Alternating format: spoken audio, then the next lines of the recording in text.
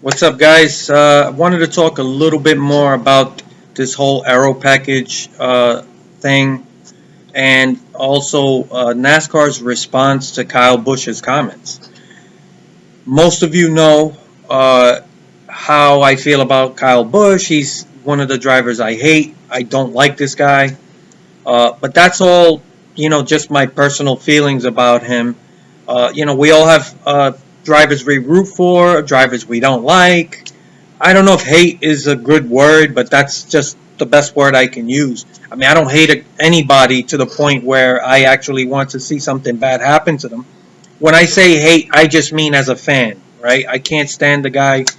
There's a bunch of drivers I don't like. I've talked about that before, but even no matter how I feel about somebody personally, if they have if they say something that I agree with or I think is right, I'm going to defend them. And NASCAR's response to his comments about the aero package and how easy it is to drive and how anyone can drive it, uh, it really bothered me because if you're going to respond to criticism, you have to respond by using facts and logic. You make an argument, make your case, but actually use facts and logic. All their only response to him was that he's a very talented driver and that's why he makes so much money. So be careful what you say because it could affect you, right? So it's a veiled threat. It's not a direct threat, but they're kind of letting him know, look, be grateful you make the kind of money you make. It's because of your driving skill. If you badmouth our product, okay, you're going to pay for it. So it's a threat. I don't care what anyone says. That's what it is. They're not dumb enough to come straight out and make it more obvious, but it is obvious. If you just have a logical thinking brain, that's what it is. That's their way of telling him, don't fucking badmouth our product. Now, I get why NASCAR wants to be protective of their product, but you don't do that by shutting down criticism. You do it by answering criticism. And the reason they can't do that is because they don't have a legitimate defense. What he's saying is exactly true. The cars are less horsepower, massive billboard-sized spoiler in the back. The cars stick to the ground. They're almost scraping the fucking track. That's why they can run wide open. And if you can run wide open in a race car, that's one huge tool that you take away from the driver. Because now it's not about how you attack corners and having to lift off the throttle and how to get back on it. No, you're just wide open around the whole track. So that does take driver ability out of the equation. Yeah, you still have to hold the steering wheel. You still have to decide where to go. But in that side of it, it's not up to you, really. It's up to what opens up in front of you. It's restrictor plate racing, 101. Now, I went back, I looked for more footage of this aero test, and I said, you know what? I want to get a bigger sense of what this is, because I don't want to crap all over something, and then maybe it's not as bad as I thought. And there's someone else who posted up, I don't remember his name, so I apologize, but somebody posted actual footage. They were at this test session in Vegas, and they recorded it from the top of, I think they were where the spotters are, or he was high up somewhere where you can see the whole track. And he gave you just multiple laps, no cuts, so it was just almost as if, the view from a spotter's point of view. And you could clearly see that, it looked like a race at Daytona or Talladega. So now there's really no doubt in my mind, right? This is what you're going to get. Those people out there, and some of you guys might be, some of those guys love restrictor plate racing. You enjoy Daytona and Talladega. I'm not here to tell you what you can and can't like. And if you enjoy that, then congratulations, because you're going to get a whole lot more of it. My thing is, I don't like it. So this is strictly my opinion. In a sense, I'm going to bring NASCAR Heat 3 into it just for a quick second. I know some people are talking about next year and are they going to be able to replicate, this new aero package? Well, the good news is, for those of you who like it, it's already kind of like that. I've talked endlessly about the fact that the AI in these games do not break apart. They stay in packs, in clumps. They take forever to break apart, and even when they do, there's packs of cars still clumped together. That makes it difficult to pass. Sometimes you have a better car, the cars in front of you are slower, but they're taking up all the track because they're all packed together. So you can't do anything. That's exactly what restrictor plate racing is. So, it seems like the AI's more or less designed after Daytona Talladega style racing. And it's one of my biggest complaints about these games that I want them to fix. But now, with this new aero package, it's kind of like that. So if you want to know what it's like for these drivers, you're already kind of there. Not all the way, because you're not running wide open at a lot of these tracks or anything like that. But still, the fact that these cars are bunched up in a pack and you can't really make passes without doing something boneheaded, it's already kind of like that. Other than reducing the horsepower and making it so you can run wide open around most of these tracks, there's not a lot different that 704 needs to do to make the game like this aero package. And yes, I realize this is just a small test sample of it, and that different tracks will produce different results, more or less. But I'm just, this is all we have so far. And just judging by NASCAR themselves, this is what they've been promoting. They want this type of racing where cars are stuck together because they think it's quote-unquote exciting. And this is why I've always warned people. If you've watched my videos in the past, there's a lot of stuff that I do repeat. And things I say that you're like, yep, that's what Disco Inferno always talks about. That these red flags that pop up.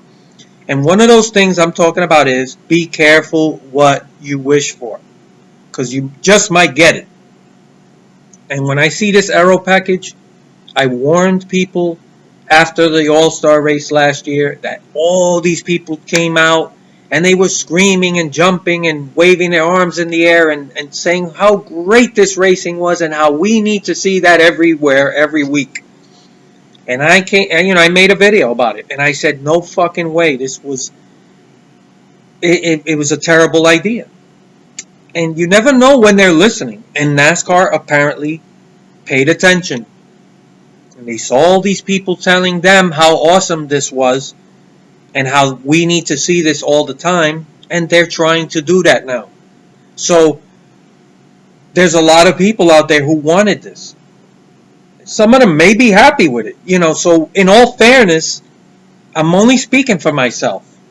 But a lot of people feel the same way I do. They're not really excited about this. I don't like it. It's manipulated racing. When you take tools away from the driver, when you can run wide open and you're just stuck in packs, and the only way you can make a pass is if a hole opens up, or somebody gives you help or gives you that push. That's restrictor plate racing, Daytona Talladega style. Just at other tracks.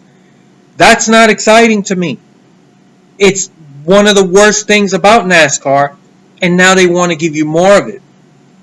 And I think this is potentially going to be the final nail in NASCAR's coffin. They've already lost a lot of people, in viewership and stuff.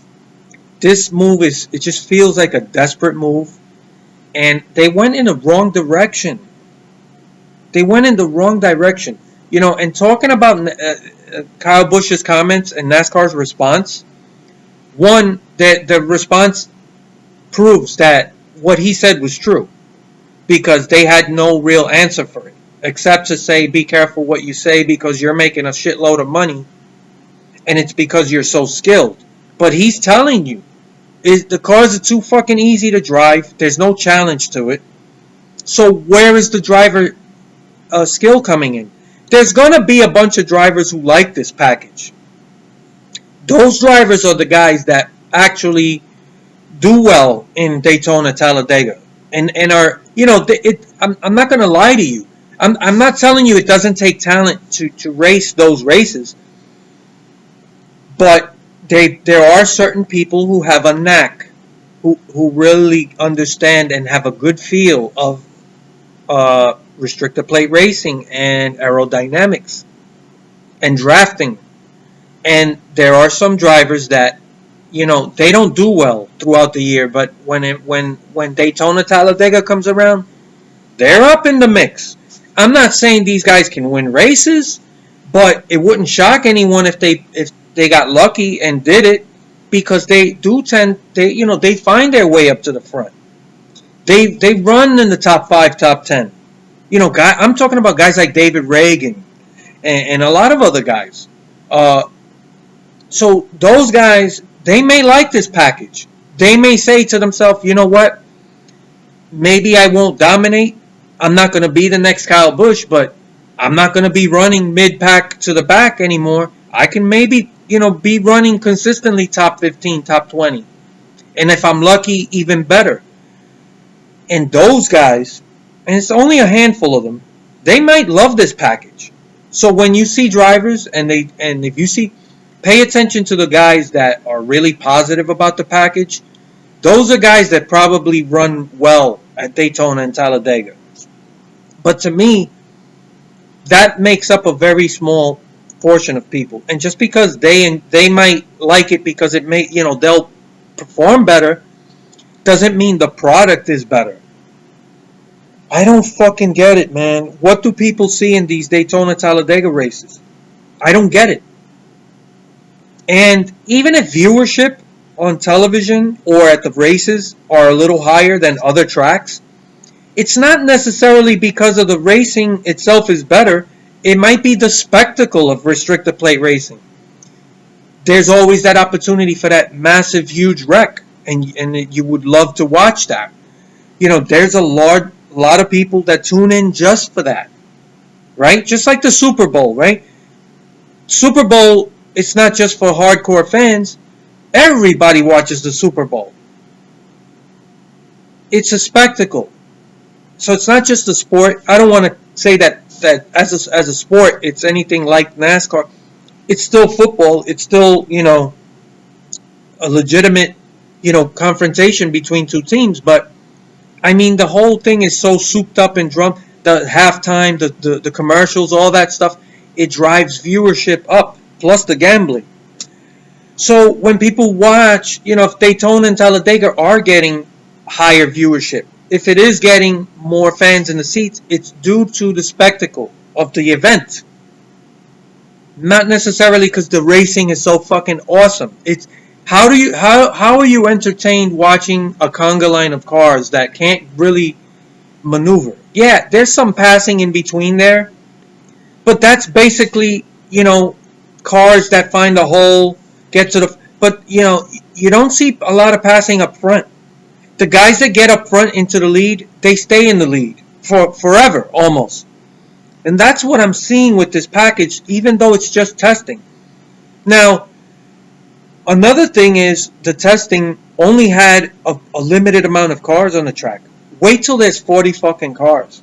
You're going to punch a bigger hole in the air. These cars are just going to get more in a condensed pack. I don't get it, man. And I'm trying to be positive. I'm trying to hold out hope that the racing's going to be actually better than what I think it's going to be. But honestly, I don't see it. I don't see it. And Kyle Busch was right. And I'm defending a guy I don't fucking like.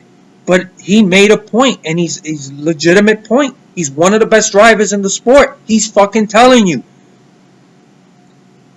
And NASCAR's only response is, hey man, like watch what you say, because it's gonna affect you in your bank account. That's not a fucking defense. That's a threat, and that's an admission that he's right, because you have no real response. You could have came back and said no, because this is what the racing's gonna end up doing, or this is what it is doing, and have some actual facts and proof of what's happening. No, everything we've seen so far is exactly what people like myself have feared. And I warned people last year after the All-Star race. I said, my fucking God, all these people are coming out and they're telling NASCAR how awesome the All-Star race was and how we need that everywhere all the time. And guess what? They heard you. They listened, and they're trying to give it to you. This is a disaster waiting to happen. I think this, if they're not unless they're lucky, this could be the final nail in the coffin. I don't know how you recover from this. Now, there's an upcoming Gen 7 car. I don't know too much about it, but when you look at what they're doing now with this aero package, you have to think that this is just another step towards the ultimate goal of having that, style of racing all the time. So it makes sense to me that this Gen 7 car is going to be designed to produce even more of this style racing. So otherwise, why would you go in this direction only to go backwards? It doesn't make sense. So admittingly, I don't know a lot about the Gen 7 car, but this direction they're headed in, it doesn't sound good. So it's just, I'm not trying to bash these guys, but man, it doesn't look good. And this racing looks awful. I don't see what's so exciting. Just because the cars are locked all in a pack? That's manipulated racing. They can't get away from each other because of the design of these cars. It's designed that way. So a driver, no matter how talented he is, he's handcuffed now. He's limited. And the cars that do end up in the front, these guys are having a hard time passing them. So what the fuck? NASCAR is in a tailspin, and I don't know, man. It's like they finally listening to fans, and they're listening to the wrong fans. That's my opinion, man. Now, I've talked about these aero packages before, and I've said it. Why can't add a little more horsepower, chop down the spoiler, and raise the car a couple of inches? These cars are sucked down to the ground. If you lift the car up off the ground a couple of inches, it lets air get underneath the car, and it makes the car harder to handle. That's when more of the driver's skill comes into play. Now you got to play with the throttle. That's when the best drivers get to show what they're made of. I don't fucking get it. And as far as their response to Kyle Busch comments, one last thing. Whatever happened to boys have at it? Remember a few years ago? Yeah, it was a while ago, but when NASCAR was promoting this whole thing about we're going to let our drivers and their personalities be exhibited, and we're not going to get involved, because before that they were fining drivers. There was all, they had to be careful of every little thing that happened, off-track incidents. And then they reached the point where they came out and they were promoting this, hey man, boys have at it. That's what they called it. Boys have at it. And you heard Larry McReynolds and Waltrip talking about stuff like that. So they were promoting this thing about, hey man, we're going to let people be who they are. And almost everyone loved that. And now you're seeing NASCAR crack down on anything that they find negative towards the sport. They call it, conduct detrimental to the sport. But that could mean anything. To be honest with you, that's open for interpretation. So they can practically shut down anybody anytime they feel like it and just say, hey, this is detrimental to the sport. They're going in the wrong direction on so many levels. And I think it only makes sense. If you want to see when NASCAR was really providing great racing, it's when these cars were really boxy. They were a lot closer to like their factory counterparts, right? This is stock racing, and these cars have gotten much more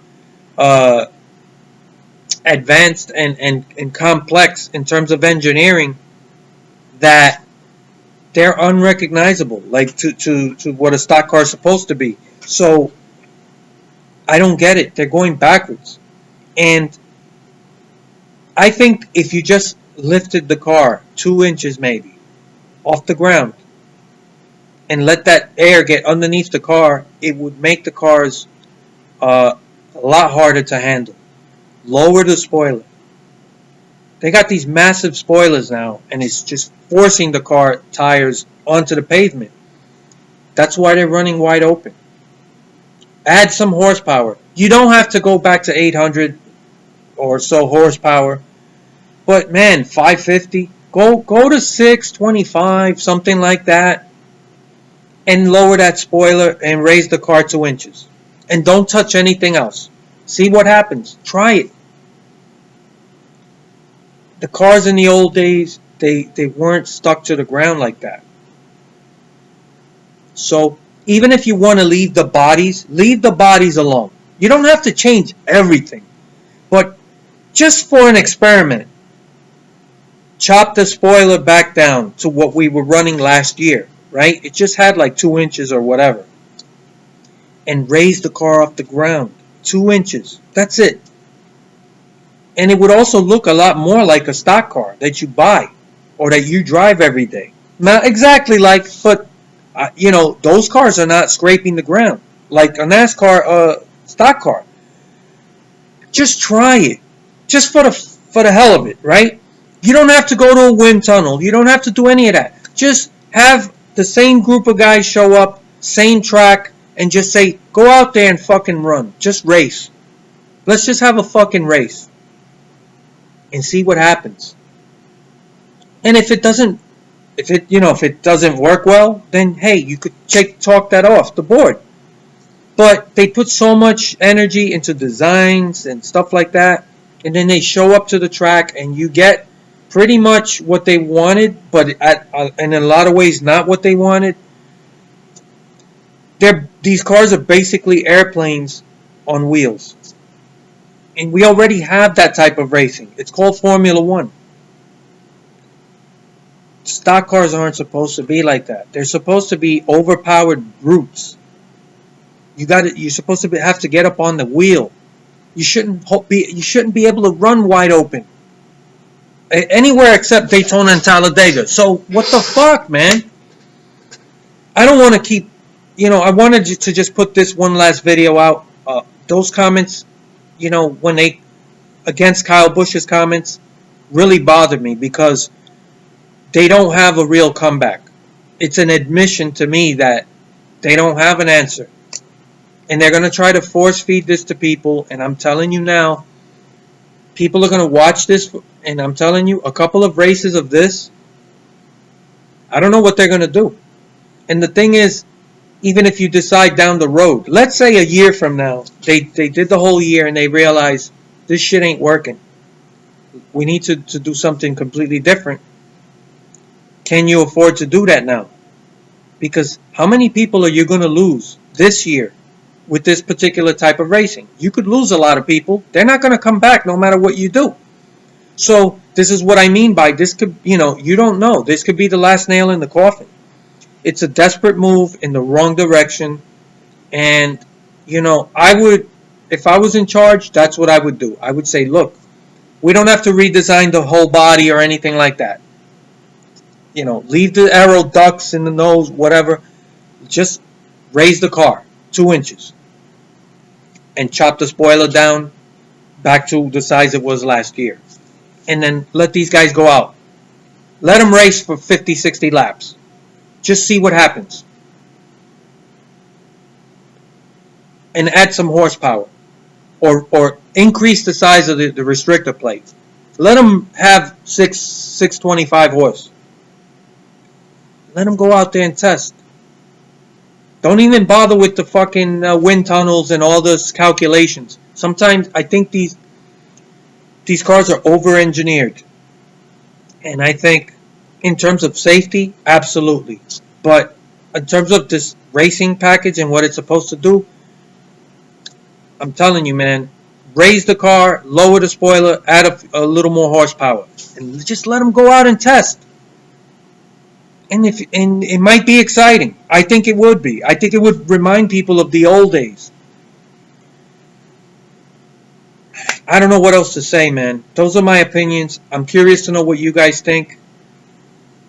And are you looking forward to this season? I'm still a hardcore fan. I'm going to watch. I'm going to try my best to really be positive. I'm just having a hard time doing it. They're making it hard. And by coming out and responding to Kyle Busch's criticisms, which are 100% legitimate. He's one of the best drivers in the world, telling you this is too easy to drive. Anybody can do it. And you're not listening. You're choosing to try to quiet him with threats. Not good, man. Not fucking good. Anyway, those are my thoughts. I'll see you guys around.